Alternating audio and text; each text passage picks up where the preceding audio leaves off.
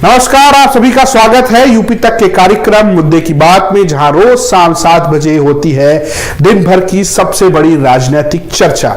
और आज चर्चा से पहले मैं आपको कुछ पंक्तियां सुनाता हूं, पढ़ के सुनाता हूं। मूल जानना बड़ा कठिन है नदियों का, वीरों का, धनुष छोड़कर और गोत्र क्या होता है रणधीरों का।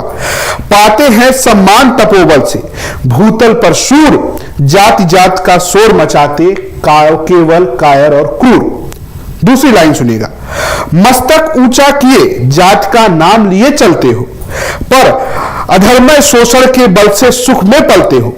अधम जातियों से थर थर कांपते तुम्हारे प्राण, छल से मांग लिया करते हो अंगूठे का दान।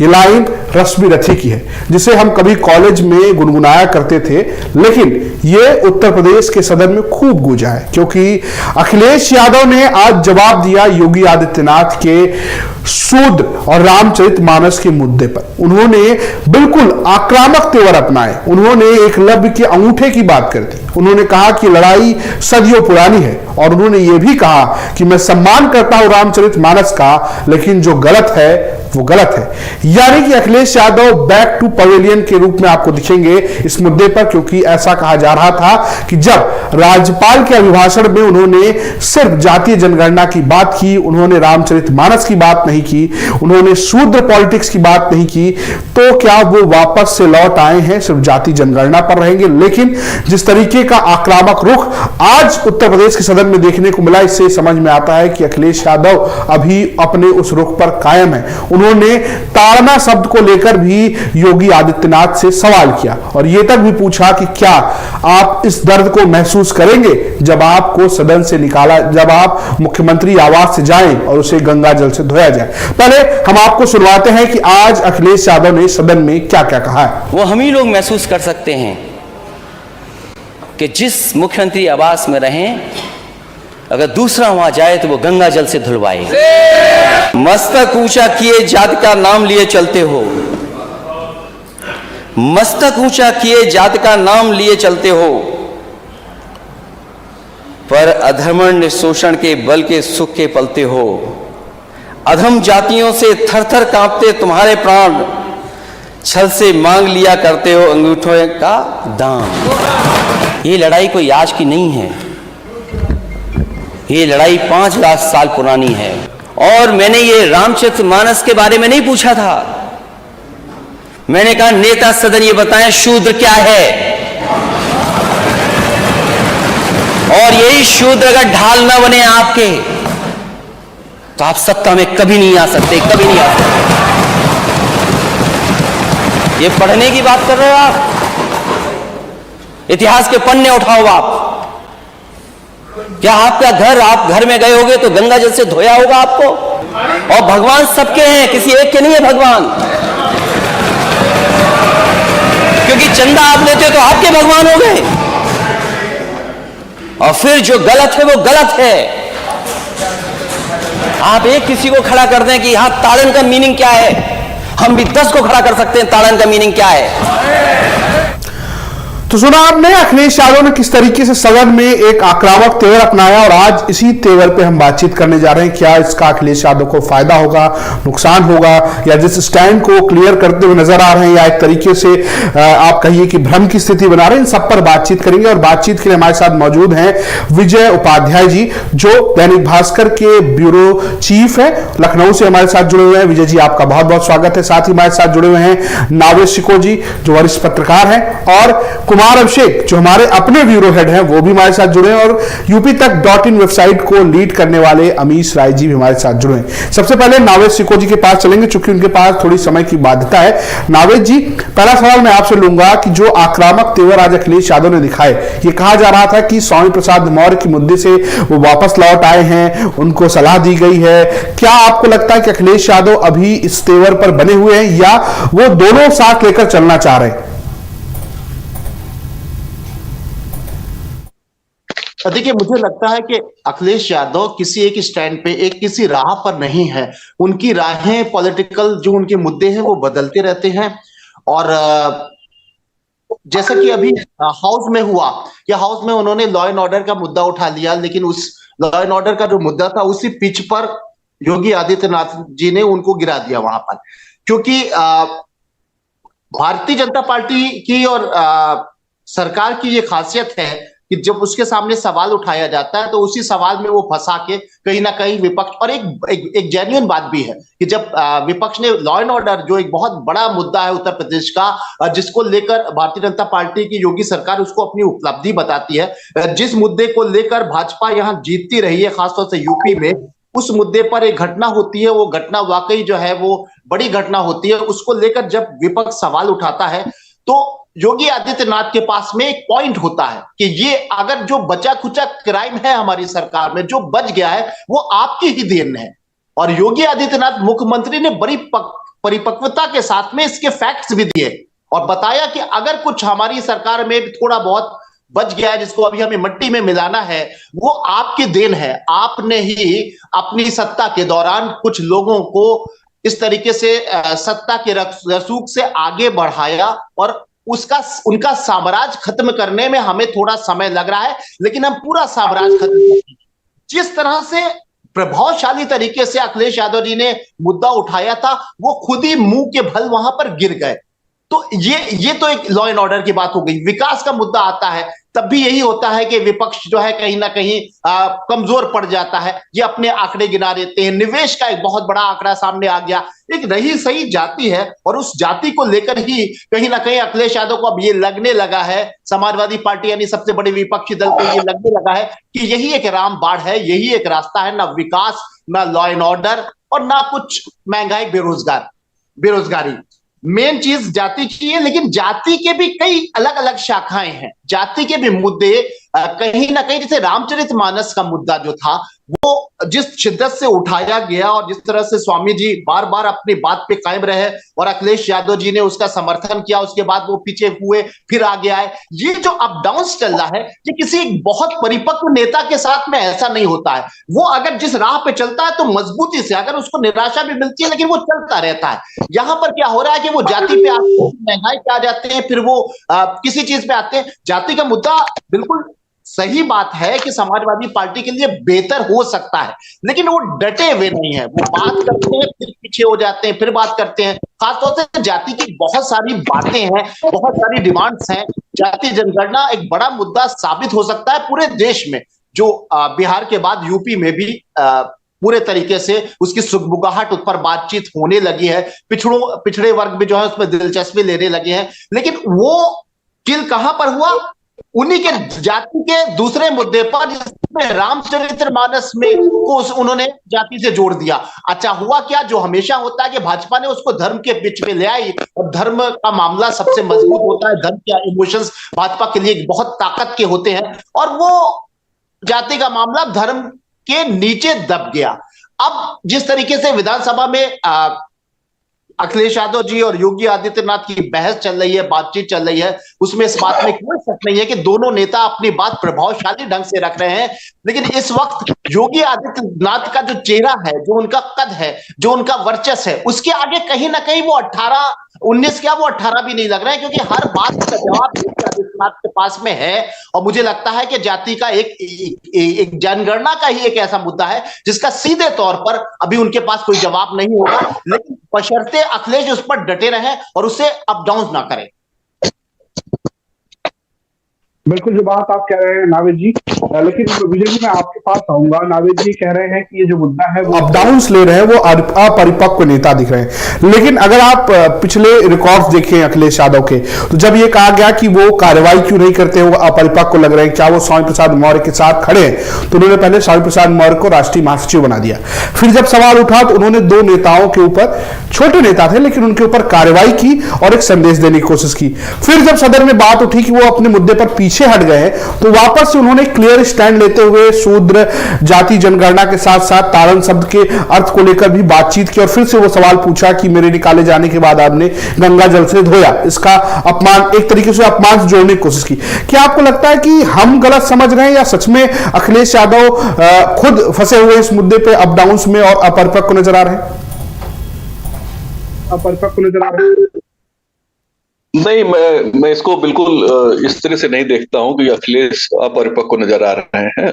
अखिलेश के जो भाषण दो भाषण इधर सदन में सुनने को मिला। पहला राज्यपाल के भाषण के बाद जो उस पे चर्चा शुरू हुई विधानसभा में, तो उन्होंने जो अपना वक्तव्य दिया, और आज बजट पर अपना वक्तव्य दिया। दोनों भाषण में अखिलेश ने जो मॉरल ग्राउंड है वो पूरी तरीके से उस पे कब्जा किया उन्होंने, और एक सधे हुए नेता के तौर पे और एक कुशल रणनीतिकार के तौर पे उन्होंने अपनी बातें रखी। देखिए, समाज विभिन्न आयामों का समुच्चय है, उसमें जाति भी है, धर्म भी है, आर्थिक समस्याएं भी हैं, लॉ एंड ऑर्डर भी है। मतलब जिंदगी की तमाम पहलुओं को जोड़ लिया जाए तो वो विधानसभा से भी जुड़ते हैं और आज की राजनीति से भी जुड़ते हैं। और एक ऐसे समय में जब इतनी बड़ी घटना प्रयागराज में हुई है, और इसको लेके भी आरोप प्रत्यारोप चल रहे हैं। योगी सरकार इन्वेस्टर समिट के जस्ट बाद विधानसभा शुरू हुई है, तो उसका भी एक जो इनके अचीवमेंट्स हैं, जो 33,50,000 करोड़ रुपए के एमओयू हैं, वो है। G20 की बैठक लखनऊ में हुई, वो एक अलग एटमॉस्फेयर में ये विधानसभा शुरू हुई। ऐसे माहौल में, और जबकि विपक्ष अभी कोई बहुत मजबूती की स्थिति में नहीं है। ठीक है कि समाजवादी पार्टी के पास अपनी सीटों पे जहां उन्होंने चुनाव लड़े थे वहां 36% वोट उनके पास है, और विधानसभा में 111 सीटें उनके पास है। लेकिन बहुत सधा हुआ, बहुत संतुलित और बहुत संयमित भाषण उन्होंने दिया। कुछ एक मुद्दे होते हैं, छिटाकशी सदन में होती है, और कई बार कम से कम उत्तर प्रदेश विधानसभा का वास्तु ऐसा है, जो मैं देख रहा हूं काफी लंबे समय से, यहाँ उत्तेजित हो जाना सामान्य बात है। और यहाँ उत्तेजित तो विधायक भी हो जाते हैं, मंत्री भी हो जाते हैं, और नेता सदन विरोधी दल भी हो जाते हैं। इसका वास्तु ही ऐसा है कि यहाँ उत्तेजना आई जाती है। हमेशा एक टोन में बात होना संभव ही नहीं है। तो ये जो थोड़ी बहुत उत्तेजना दिखी, या जो कहें कि तीखी नोकझोंक, जिसे सदन की भाषा में रिपोर्ट किया जाता है कि दोनों के बीच तीखी नोकझोंक हुई, तो ये नोकझोंक होती रहती है, इसका कोई ज्यादा मायने नहीं है। लेकिन मायने क्या है कि मुद्दे आपने कौन से टच किए और किस तरीके से टच किए।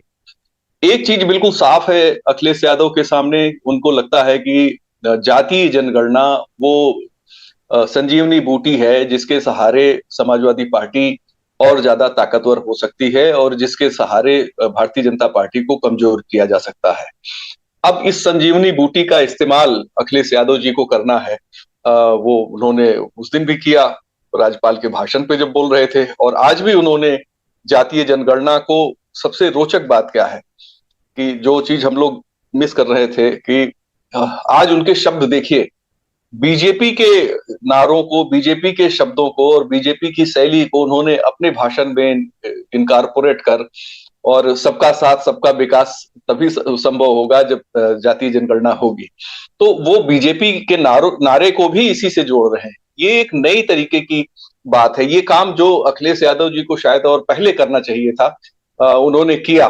लेकिन जहां से उन्होंने शुरू किया है, निश्चित तौर पे ये भारतीय जनता पार्टी के लिए एक चुनौती होगी कि इसको कैसे एड्रेस करें। हालांकि अखिलेश जी के बाद अनिल राजभर मंत्री हैं, वो खड़े होकर उन्होंने जवाब दिया था, और अति पिछड़े और अति दलित वाला कार्ड उन्होंने निकाला। और मुझे लगता है कि अति पिछड़ा अति दलित कार्ड ही बीजेपी की ताकत है, और बीजेपी 14 से लगातार जिनके बलबूते पे उत्तर प्रदेश में मजबूत है वो यही है। और इसी अति पिछड़े अति दलित के लिए जातीय जनगणना की बात अखिलेश कह रहे हैं, लेकिन उसमें अति पिछड़े अति दलित शब्द अभी शामिल नहीं है। अगर ये शामिल होंगे तभी इसमें बात बनेगी। दूसरी बात यह है कि जो समाजवादी पार्टी का स्ट्रक्चर है उसको उन्होंने काफी ट्रांसफॉर्म किया है, अति पिछड़ों को बहुत महत्व दिया है। विधानसभा चुनाव में उन्होंने अलायंस भी अति पिछड़े राजनीति के हिसाब से बनाई थी, लेकिन वो ओबीसी अलायंस के तौर पे ही था। तो ये जो अखिलेश का भाषण है, ये निश्चित तौर पे काफी बेहतर भाषण है अखिलेश के लिए। और इसमें कंफ्यूजन इसलिए नहीं है, मैं नहीं मानता हूं, क्योंकि ये जो मुद्दा है, खास तौर पे जो रामचरितमानस से जुड़ा हुआ मुद्दा है, ये एक्चुअली ऐसा मुद्दा है कि इसमें जो बात आप कहना चाहते हैं आप कंफ्यूजन में ही कहेंगे, तभी ये बात कह भी पाएंगे। साफ साफ आप कहेंगे तो शास्त्रार्थ में बात वही हो जाएगी कि ताड़न का अर्थ देखभाल करना है, शिक्षित करना है, जैसा योगी जी ने कहा, या ताड़न का अर्थ किसी को पीड़ा देना है। तो ये बहस में तब्दील हो जाएगा। लेकिन जो कंफ्यूजन है वो शायद उसको दूर करने के लिए रस्म रथी की उन लाइनों को उन्होंने पढ़ा जो जिसको आपने रिपीट किया, जिसमें कर्ण अपनी पीड़ा व्यक्त करता है। यानी एक इतने वर्षों पहले कर्ण जो सूर्य पुत्र था, वो उसकी अगर अब सच्चाई क्या थी उस दौर में, वो कवि की कल्पना है कि वो कोई घटना है, ये भी दावे से कहना बड़ा टफ है। लेकिन कर्ण की जो पीड़ा है, वो पीड़ा या एकलव्य की जो पीड़ा है, उस पीड़ा का जिक्र करना अपने आप में एक मजबूत दांव अखिलेश की तरफ से था। और देखिए, ये सभी वर्गों में जब जात की बात आती है तो मेरी जो जानकारी है कि समाज के किसी भी जातीय वर्ग में एक तो उनको अपनी जाति पे गर्व होता है, दूसरा वो दूसरी जाति वाले के साथ अपनी रोटी बेटी के संबंध नहीं रखते। ये हिंदुओं में भी है, मुसलमानों में भी है। मुस्लिम में भी चाहे अशराफ हो, चाहे पसमानदा हो, चाहे अजलाफ हो या अरजाल हो, वो सभी में ये बातें हैं कि शादियां उदियां करते समय ये लोग इन चीजों को बहुत ज्यादा देखते हैं।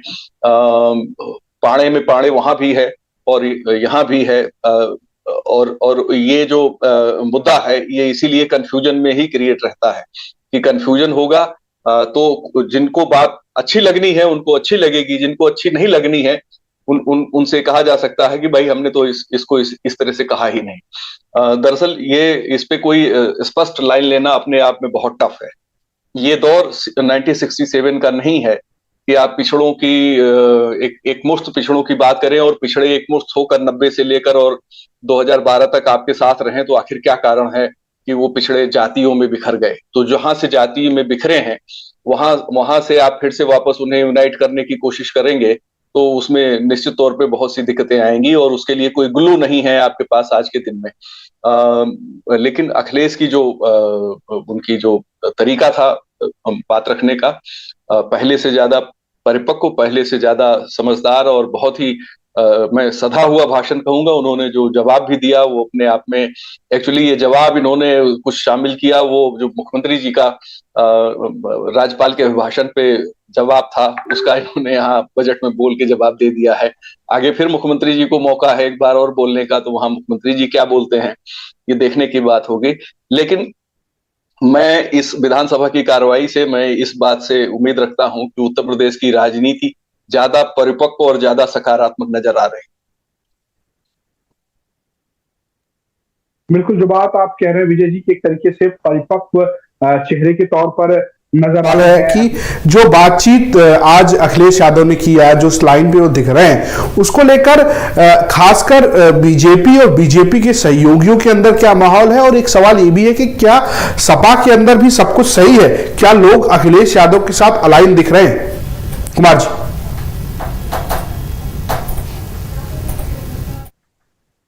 देखिए, मेरा मानना है कि अखिलेश यादव को तो जवाब देना ही था और एक तरीके से योगी आदित्यनाथ मुख्यमंत्री ने उन्हें वो खींचकर उन्हें अपनी पिच पर ला रहे थे, इनफैक्ट लेकर के आए थे।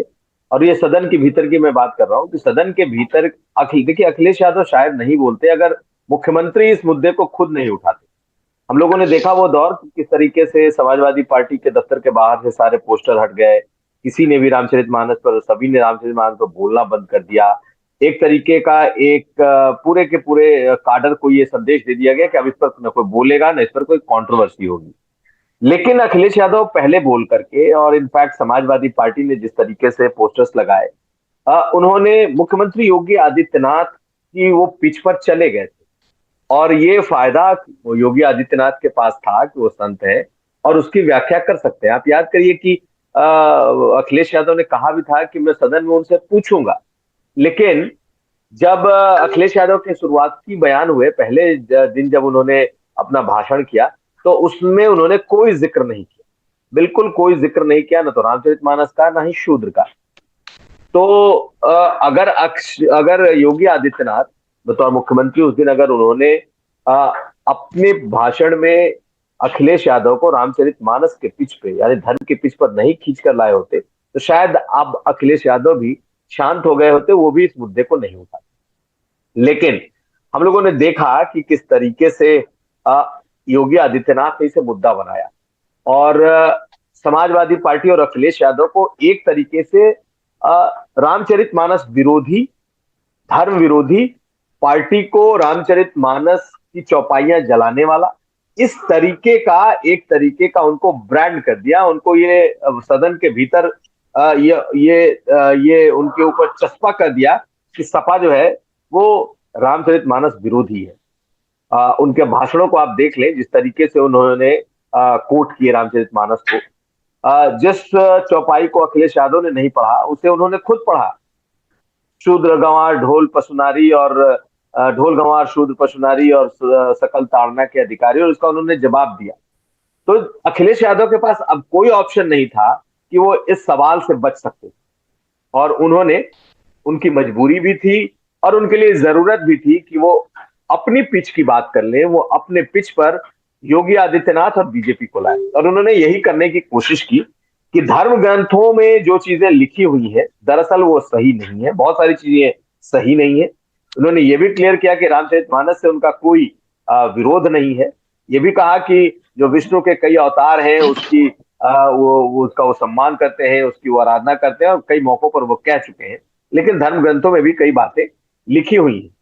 तो आज उन्होंने उसी धर्म ग्रंथ का सहारा लेकर, चाहे वो महाभारत की बात हो, चाहे रश्मि रथी की बात हो, शंबुक की बात हो, कर्ण की बात हो, उन्होंने एकलव्य की बात हो, उन्होंने उस पिच को, उन्होंने गोल पोस्ट चेंज करने की कोशिश की और मुख्यमंत्री और बीजेपी को अपने पिच पर लाने की कोशिश की। देखिए, मुझे ये बड़ा ही स्वाभाविक लग रहा है कि दोनों ने अपनी अपनी बातें रखी। मुख्यमंत्री योगी आदित्यनाथ ने वो उन्हें अपनी पिच पर खींच करके ले गए थे, और वो इस मुद्दे को अपनी तरफ लेकर के आए कि किस तरीके से बीजेपी पिछड़ा, शूद्र, महिला, आदिवासी विरोधी है। तो वैसे तो अखिलेश यादव का बड़ा सधा हुआ भाषण था। आज उन्होंने बहुत ज्यादा कोई ऐसी बात नहीं की जिसपे की बहुत ज्यादा कंट्रोवर्सी हो, लेकिन मेरा मानना है कि अब मुख्यमंत्री योगी आदित्यनाथ ने अखिलेश यादव को खींचकर अपने गोले में लेकर के आए थे, तो उनके पास सिवाय इस पर लड़ने के उनके पास कोई ऑप्शन था नहीं। और अब पार्टी के उन सभी कह ले कि जो वरिष्ठ नेताओं की बातों को अगर अब अलग भी रख दे, तो आज अखिलेश यादव को बोलना था और उन्होंने बोला। अब क्या इसके बाद होगा? तो देखिए, मेरा मानना है कि इसके बाद मुख्यमंत्री अब जब 2 दिन बाद इस पर अपनी बात रखेंगे तो वो फिर बोलेंगे, क्योंकि यह मुद्दा बीजेपी ने पकड़ लिया। रामचरितमानस का मुद्दा बीजेपी छोड़ेगी नहीं, और रामचरितमानस पर योगी आदित्यनाथ अखिलेश यादव को छोड़ेंगे। वो इस मुद्दे को आज सदन में बोल रहे हैं, जनसभाओं में बोलेंगे, और इस बात को याद रखिए कि वो इसको 2024 के चुनाव तक जीवित रखेंगे, क्योंकि उन्हें लगता है कि उन्होंने इस मुद्दे पर कमजोर नस पकड़ी है। जितने भी बीजेपी के नेता हैं वो इस पर ज्यादा नहीं बोलेंगे, ये मुझे मालूम है, क्योंकि अगर वो बोलेंगे तो उनके मुंह से कुछ गलत निकलेगा और फिर इसका तिल का ताड़ बनेगा। लेकिन योगी आदित्यनाथ इस मुद्दे पर अखिलेश यादव को छोड़ेंगे भी नहीं, ये भी मुझे मैं उतनी ही शिद्दत के साथ आपसे कह सकता हूं। इसके अलावा अगर आप देख लें तो उन्होंने बाकी जो बातें कही हैं वो तो बड़ी ही, वो कह सकते हैं कि बैलेंस तरीके से कहा है। जब पिता वाली बात आई, वही इस तरीके से तो कोई किसी के बारे में बोल सकता है, लेकिन जो पिछड़े नेता हैं अगर आप उनसे बात कर लें या उनके व्यूज को समझ लें तो सभी इस बात को मानते हैं। वो चाहे वो प्रकाश राजभर हो, चाहे केशव देव मौर्य हैं हो, सबों को ये लगता है कि ये एक सेल्फ गोल जैसा था, और इस मुद्दे पर समाजवादी पार्टी बीजेपी से नहीं लड़ सकती, और अब जितनी जल्दी वो इस मुद्दे से अपना पिंड छुड़ा लें उनके लिए उतना बेहतर है। लेकिन मुझे अब नहीं लगता कि अखिलेश यादव के पिंड छुड़ाने के बावजूद योगी आदित्यनाथ इस मुद्दे को छोड़ेंगे। मुझे लगता है ये उनके लिए पर्सनली, योगी आदित्यनाथ, बीजेपी तो जितना मुद्दा बनाएगी, लेकिन मुख्यमंत्री योगी आदित्यनाथ इस मुद्दे पर अखिलेश यादव को हमेशा घेरते नजर आए। बिल्कुल। अमित जी, मैं आपके पास आऊंगा। कुमार जी कह रहे हैं कि योगी आदित्यनाथ अखिलेश यादव को घेरते नजर आएंगे।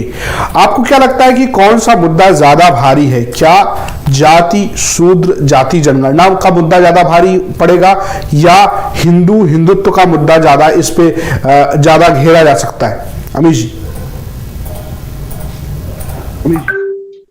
जी रजत, मैंने विजय सर को भी सुना, नाविद सिकोह जी को भी सुना, कुमार अक्षय सर को भी सुना।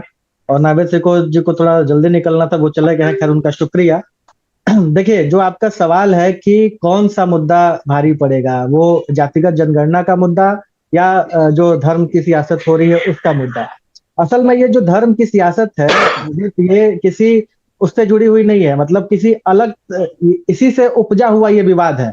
रामचरितमानस पर एक तरफ बीजेपी उसको धर्म के एंगल से जोड़ रही है कि आप रामचरितमानस का अपमान कर रहे हो, और अखिलेश यादव उसी को जाति के एंगल से जोड़ रहे हैं कि हमको रामचरितमानस से कोई आपत्ति नहीं है, हमको शूद्र और ताड़ना से आपत्ति है। और जिसमें और फिर जब वो रश्मि रथी को, जैसा विजय सर बता रहे हैं कि जब वो रश्मि रथी को कोट कर रहे हैं तो वो कह रहे हैं कि ये 5000 सालों की लंबी लड़ाई है और ये आज की बात नहीं है।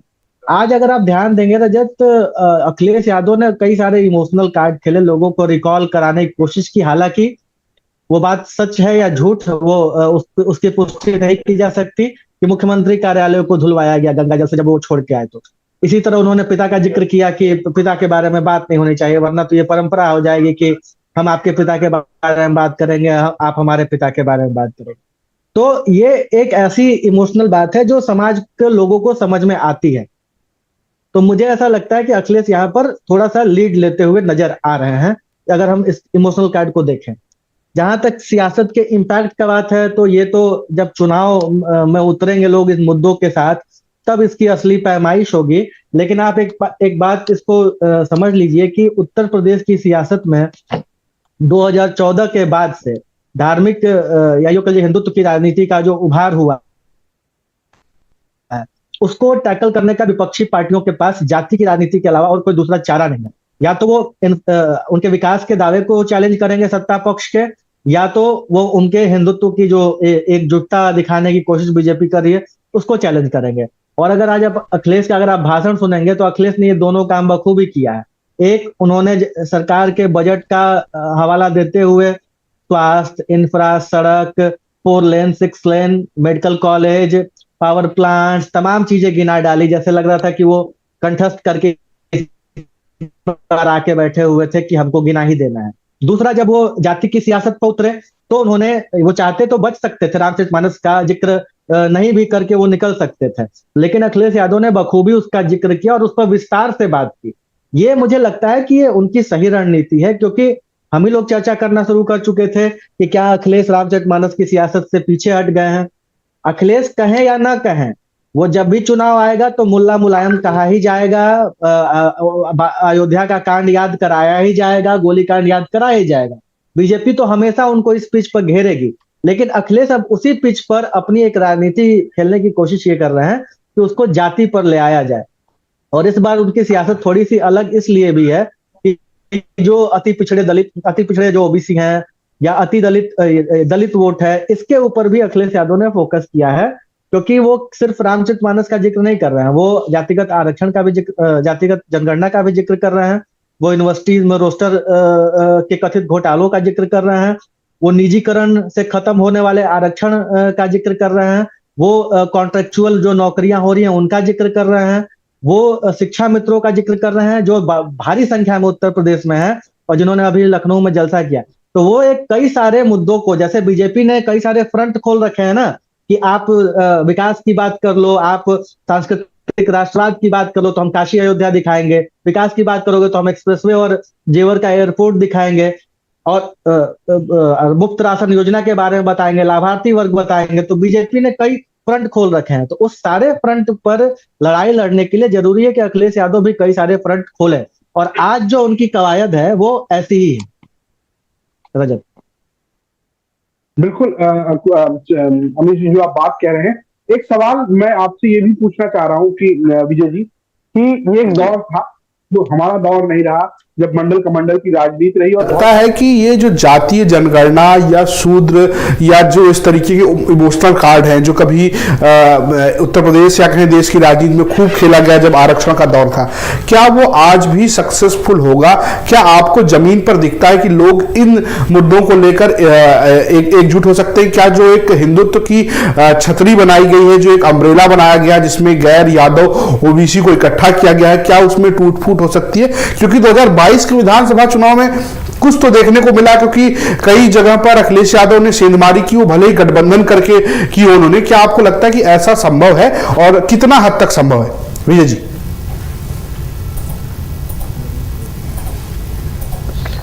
देखिए, चीजें नए कलेवर में लौटती हैं। राजनीति में जो पुरानी चीजें होती हैं वो नए कलेवर में नई पैकेजिंग के साथ वापस लौटती हैं और नए तरीके से उस पर डिबेट भी होते हैं।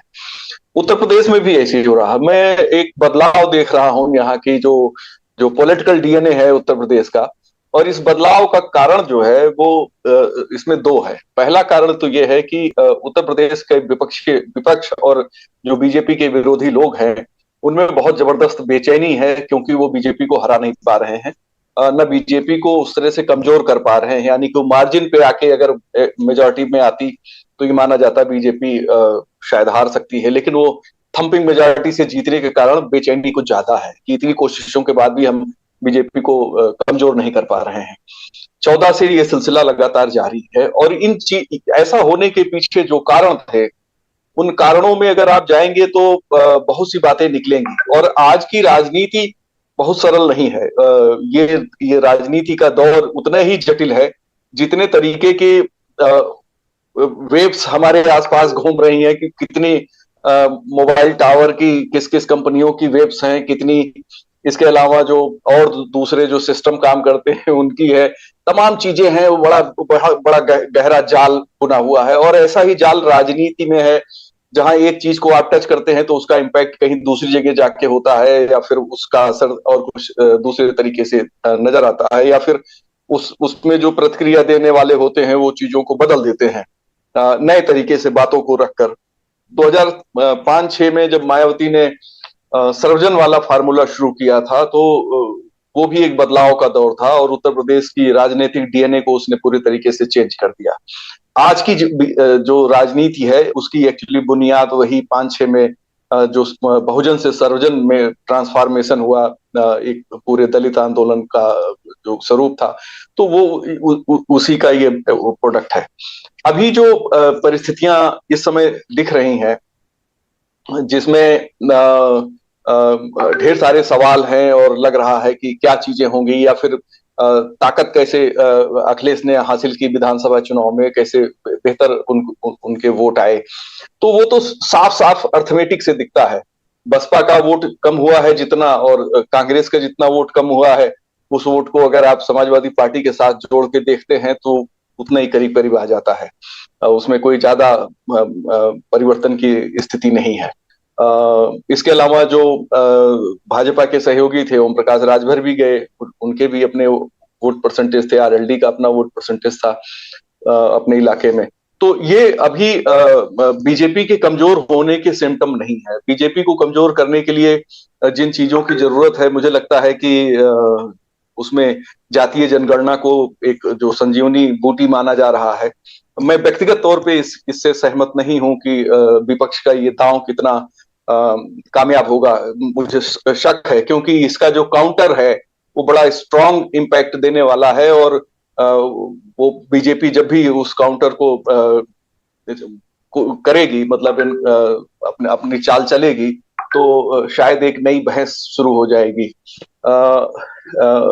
अभी लोकसभा चुनाव नजदीक है, और लोकसभा के लिए वोट का परसेंटेज जो चाहिए, उसमें आप देखिए कि बीजेपी के फोकस में माइनॉरिटी का सूफी भी है और माइनॉरिटी का पसमानदा भी है, यानी जाति का वहां भी है।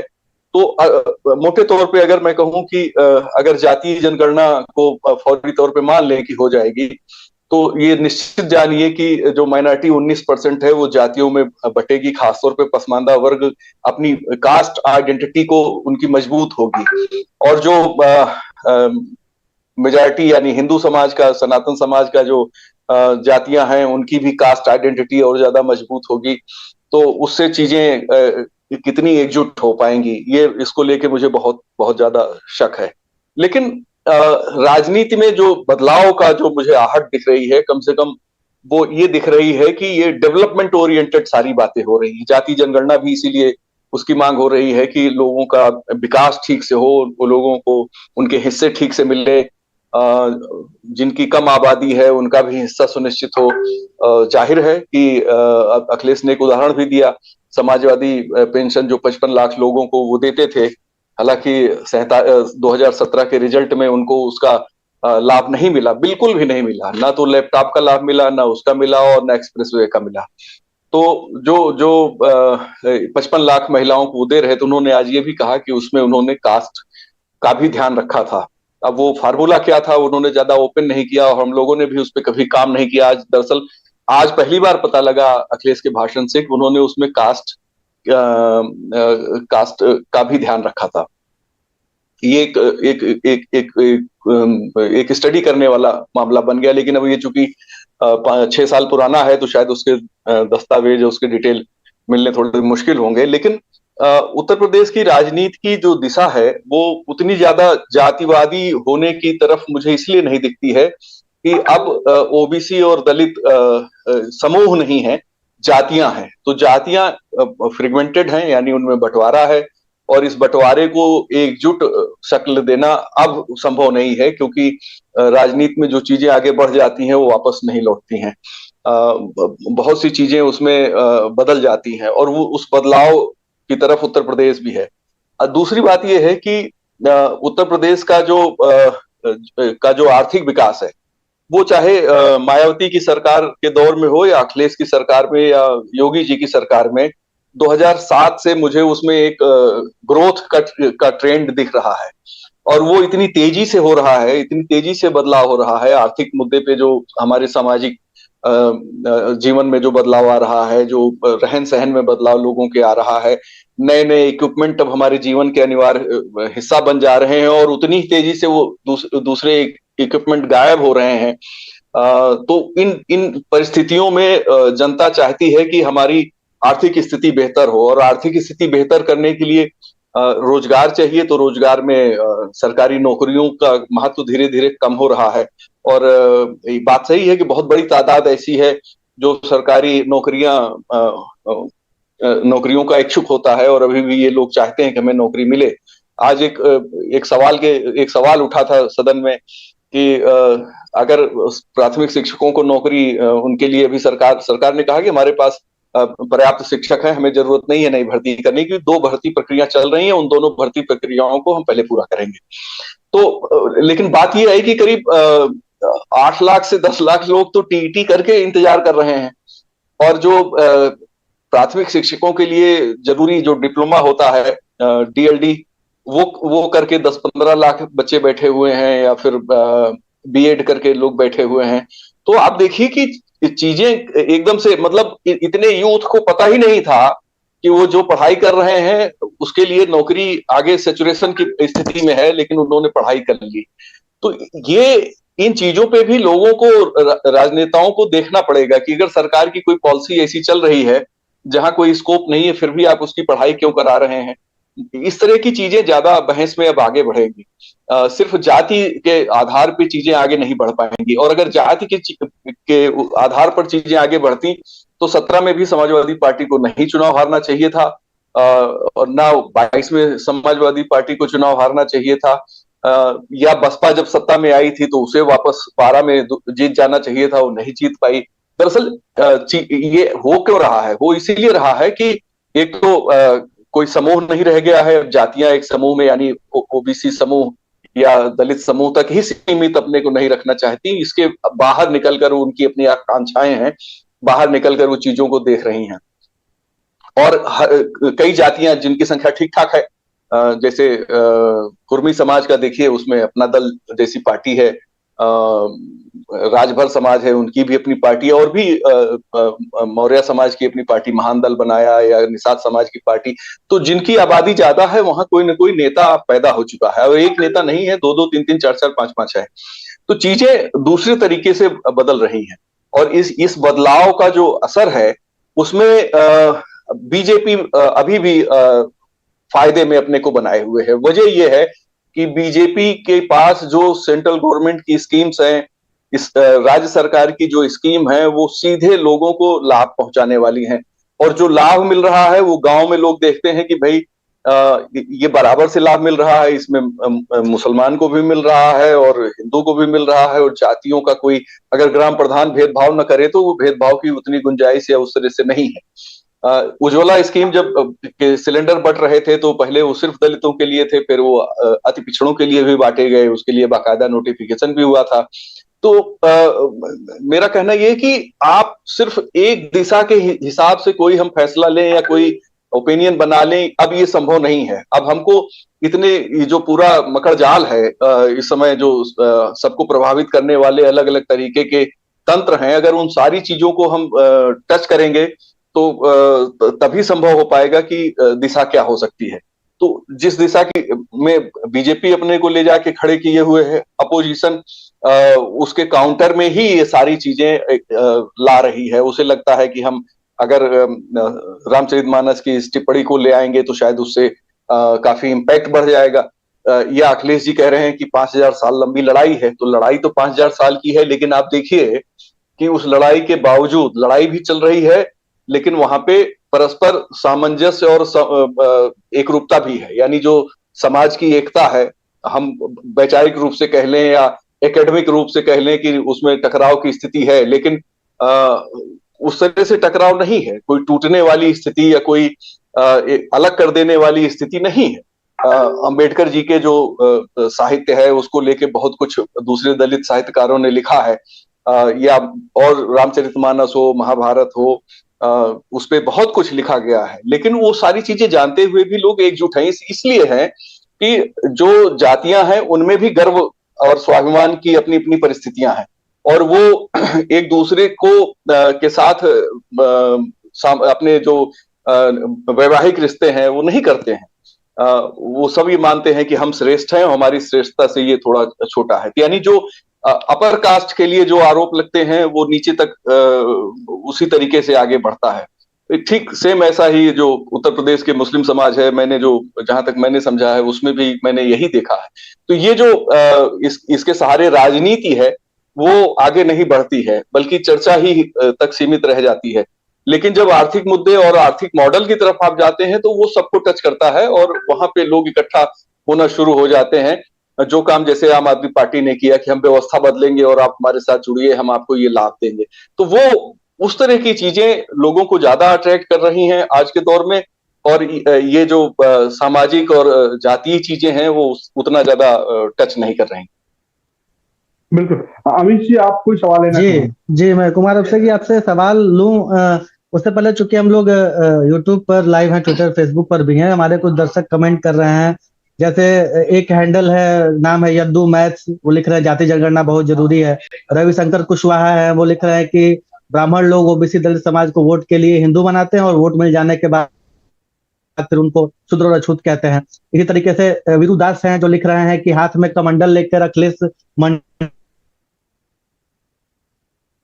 दल की राजनीति कैसे करेंगे। तमाम कमेंट्स आ रहे हैं कुमार अभिषेक जी।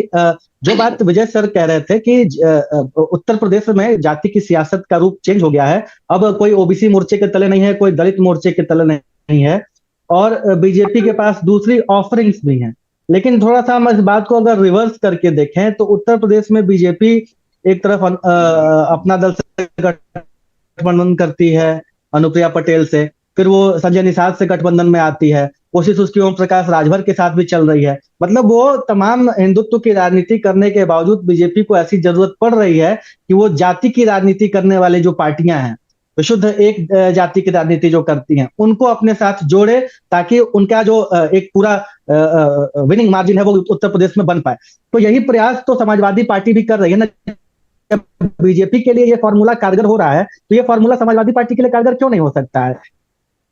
जातिगत जनगणना, आपको क्या लगता है कि जातिगत जनगणना जब लोगों से गांव में चौपाल लगाकर अखिलेश यादव के नेता पूछेंगे जातिगत जनगणना को लेकर और प्राइवेटाइजेशन और कॉन्ट्रेक्चुअल बेसिस की नौकरियों की बात करेंगे, आरक्षण की बात करेंगे, तो आपको क्या लगता है कि ये मुद्दा इंपैक्टफुल नहीं होगा? नहीं, ये सारे मुद्दे हैं और ये इन सारे मुद्दों पर चर्चा होती है। ऐसा नहीं है कि जातिगत जनगणना को अगर अखिलेश यादव ने मुद्दा बनाया है तो चर्चा विहीन है। उस पर तो बहुत चर्चा हो रही है। इनफैक्ट जो प्राइवेटाइजेशन की बात हो रही है, आरक्षण की बात हो रही है, इन तमाम मुद्दों पर चर्चा है, इन तमाम मुद्दों पर विमर्श है और इसी के जरिए मनस्थिति भी बनती है, इसी के जरिए सियासत भी हो रही है। और आप देखें कि अगर अखिलेश यादव को ओबीसी के और दलितों के वोट इस बार मिले हैं, तो उसके पीछे की बड़ी वजह यह भी है कि उनके साथ कुछ मुद्दे भी थे, जो मुद्दे उन्होंने उठाए थे, चाहे वो ओल्ड पेंशन स्कीम रही हो, चाहे वो दलितों के आरक्षण का बैकलॉग रहा हो, या फिर आप यूनिवर्सिटीज में जिस तरीके से आरक्षण नहीं मिल रहा है दलितों और पिछड़ों का, ये तमाम बातें रही हैं। ऐसा नहीं है कि इन बातों का कोई अर्थ नहीं है, लेकिन दो तीन चीजें ऐसी हैं जो मुझे लगता है कि जब चुनाव आते हैं तो वो चीजें इन मुद्दों पर हावी हो जाती है। अब ये कहना बड़ा मुश्किल है कि हर बार हिंदुत्व का मुद्दा ही हावी हो जाएगा, हर बार जो है लोगों को जो मुफ्त राशन मिल रहा है उसी का मुद्दा हावी हो जाएगा, हिंदू मुस्लिम मुद्दा, ये भी नहीं कहा जा सकता। देखिए, अखिलेश यादव को जो लोग बिल्कुल नहीं मानते थे रेस में, आज देखिए वो 36% तक पहुंचे हैं। ठीक है, अब कई लोग उनसे निकले हैं तो उनका परसेंटेज गिरेगा, लेकिन जिस बात की आप चर्चा कर रहे हैं ऐसा नहीं है कि वो हवा में नहीं है। और बीजेपी को भी मालूम है कि अगर ये सारे मुद्दे ना रहे तो बीजेपी तो फिर एकदम से स्वीप कर जाएगी। लेकिन फिर भी मेरा एक बात इसमें कहना यह है, मानना यह है कि जिस मुद्दे को, जातिगत जनगणना के मुद्दे को अगर आप ये सोच रहे हैं कि ये आरक्षण जैसा मुद्दा हो जाएगा कि भाई एकदम जिस तरीके से मोहन भागवत ने आरक्षण की बात कह दी थी और उसके बाद बिहार के चुनाव में बहुत ड्रास्टिक चेंज आ गया, मुझे नहीं लगता कि जातिगत जनगणना का मुद्दा इतना इतना भीषण मुद्दा होगा जिसे आप बीजेपी को घेर लेंगे। आप इसका इतिहास देख लीजिए, बिहार में तो जातिगत जनगणना चल रही है, जातीय जनगणना का मुद्दा बिहार से सबसे पहले उठा है, लेकिन सबसे ज्यादा नाराजगी नीतीश कुमार के खिलाफ है। वहां पर ऐसा तो नहीं है कि बीजेपी का ग्राफ एकदम से गिर रहा है और बीजेपी हाशिए पे जा रही है। इतना कुछ होने के बाद भी गवर्नेंस जो है वो सबसे प्रायोरिटी होता है, और जातीय जनगणना का मुद्दा बिहार से निकला, बिहार के नेताओं ने ये मुद्दे बनाए, उन्होंने जातीय जनगणना शुरू कर दी है, उसकी रिपोर्ट आएगी। तो क्या अचानक रातों रात जो दलित या जो भाजपा का समर्थक ओबीसी है वो क्या आरजेडी और जेडीयू को वोट करने लगेगा? ये मुद्दे धीरे धीरे बनेंगे, इसमें कोई दो राय नहीं। लेकिन बीजेपी का विरोध कहीं दिखता है क्या? मुझे तो नहीं दिखता कि बीजेपी जातीय जनगणना का कोई विरोध करती हुई दिखाई दे रही है। बीजेपी जहां, ये ठीक है, वो अपने तरफ से इस मुद्दे को लेकर के नहीं जा रही, उसको लगता है कि लॉन्ग टर्म इसके रिपरकशन होंगे, लेकिन अगर ये मुद्दा उठ करके आ जाएगा तो बीजेपी उसमें खड़ी हो जाएगी। ये उनका अपना किसी मुद्दे को टैकल करने का तरीका है। अब जहां जहां बीजेपी ने तो मंडल आयोग लागू नहीं किया, लेकिन जब मंडल आयोग लगा तो बीजेपी उसकी हिमायती बन गई। तो भाई एक तबका ऐसा है जो ये देखता है कि हमें कौन मेरे लिए कर रहा है, तो ठीक है, वो तबका आज भी सपा के साथ है, जिसे लगता है कि पिछड़ों, दलितों, अकलियतों, अल्पसंख्यकों, आदिवासियों के लिए जो ओबीसी नेतृत्व है, ओबीसी चेहरा है, वही काम करता है। लेकिन एक तबका को ये लगता है कि भाई वो काम करते हैं ठीक है, लेकिन मिलने के बाद बीजेपी कौन सा उनका आरक्षण खत्म कर दे रही है, बीजेपी जो उसके साथ ही चली जाती है। तो अगर जातीय जनगणना हो जाए तो सारे लोग बीजेपी के विरोध में खड़े हो जाएंगे, मुझे ऐसा नहीं लगता। और मुझे ये भी लगता है कि जब जातीय जनगणना का मुद्दा जोर पकड़ेगा तो बीजेपी के ढेरों नेता इसके साथ आपको खड़े दिखाई देंगे। केशव प्रसाद मौर्य साफ साफ खड़े दिखाई दे रहे हैं। तो ये मुद्दा ठीक है, इस मुद्दे पर आप पॉलिटिक्स करिए, लेकिन विपक्ष के नेताओं को अगर ये लग रहा है कि इस मुद्दे पर वो बीजेपी को एकदम से घेर लेंगे और पूरी सत्ता पलट देंगे, तो मैं इस थ्योरी से सहमत नहीं हूं। मेरा मानना यह है कि बीजेपी का जो विमर्श है, खास करके उसकी जो अपनी योजनाएं, उसके जो मुद्दे, उसका जो हिंदुत्व, इसके अलावा सिर्फ हिंदुत्व और इनकी बात ही नहीं है, एक जो मोदी फैक्टर है इन सबों से ऊपर है, क्योंकि एबव ऑल जिसे कहते हैं ना, वो मोदी फैक्टर है। अगर मोदी फैक्टर नहीं हो तो शायद बीजेपी के लिए जीतने के लाले पड़ जाए, फिर तो बड़ा ही खेल जो है वो लेवल प्लेइंग फील्ड पे आ जाएगा, फिर तो कोई भी आदमी जीत सकता है। लेकिन मोदी को लेकर जो एक ट्रस्ट लेवल है वो जो जनता में है वो अभी भी ज्यादा है। और जातीय जनगणना को लेकर के या फिर दूसरे और मुद्दों को लेकर के आप मोदी सरकार को घेर करके आप बीजेपी को गिरा सकेंगे, अभी फिलहाल मुझे ऐसी स्थिति नहीं दिखाई दे रही। जो मैं लोगों की बात समझ रहा हूँ, जो जितने फीडबैक मेरे पास आ रहे हैं कि एक अब आने वाले समय में G20 के सम्मेलन है, आजकल का जो दृश्य है वो दुनिया में भारत का किस तरीके से बढ़ रहा है, इस पर लोग चर्चा करने लगे हैं। पाकिस्तान का हाल इतना बुरा हो गया, इस पर लोग चर्चा करने लगे। तो मुझे नहीं लगता कि ये इतना कोर इशू होने जा रहा है कि इस पर आप बीजेपी को घेर तो सकते हैं, बीजेपी को पटक नहीं सकते। हाँ बिल्कुल, तो जो चर्चा हम कर रहे थे उसमें जो अभी तक राय सामने आई वो आई है कि अखिलेश यादव पहले से कहीं सधे हुए परिपक्व नजर आ रहे हैं, लेकिन जो ये मुद्दा है जाति सफल होगा, इस पर सवाल या निशान है। क्या जनता मोदी फैक्टर को छोड़कर, क्या जनता तमाम फैक्टर्स को छोड़कर जो ऑफरिंग है बीजेपी की उसको छोड़कर क्या जातीय की राजनीति पर आएगी, इस पर अभी सवाल है। फिलहाल आप सभी यानी कि कुमार अभिषेक जी आपका, विजय उपाध्याय जी आपका, अमीर जी आपका बहुत बहुत शुक्रिया। जी जी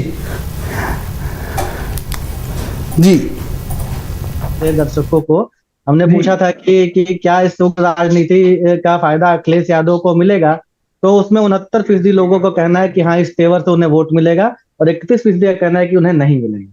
जी रजत। बिल्कुल, तो जैसा हम बता रहे थे कि ये मतलब तेवर जो है उसके समर्थन में लोग दिख रहे हैं, लेकिन क्या इस पर वोट मिलेगा, वही सवाल जो हमने आपसे पूछा था। फिलहाल आप सभी से भी हम इजाजत चाहेंगे, कल फिर शाम 7 बजे